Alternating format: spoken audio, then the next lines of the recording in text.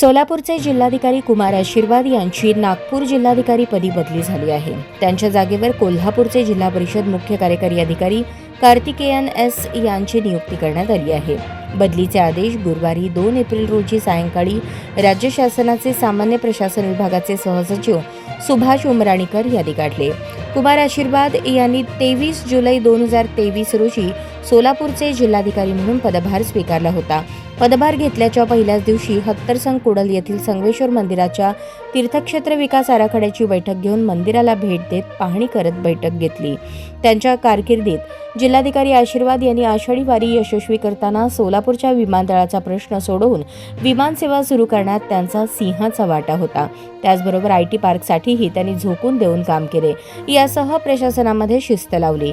पंढरपूरच्या कॉरिडॉरचा प्रश्न सुद्धा अतिशय व्यवस्थितपणे हाताळत शेवटच्या टप्प्यात आणून ठेवला होता। सोलापूर जिल्ह्याच्या पर्यटन दृष्टिकोनातून विकास व्हावा यासाठी उजनी धरण एकात्मिक पर्यटन विकास आराखड्यासाठी मंजुरी होण्यासाठी प्रयत्न केले।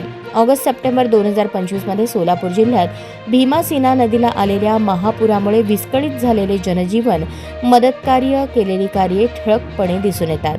कार्तिकेयन हे 2020च्या बॅचचे भारतीय प्रशासकीय सेवा अधिकारी आहेत। याआधी त्यांनी प्रकल्प अधिकारी एकात्मिक आदिवासी विकास प्रकल्प किनवट नांदेड येथे सेवा बजावली आहे। कार्तिकेयन हे सनदी लेखापाल आहेत। सध्याचे कोल्हापूर जिल्हा परिषदेच्या मुख्य कार्यकारी अधिकारी पदावर ते कार्यरत आहेत।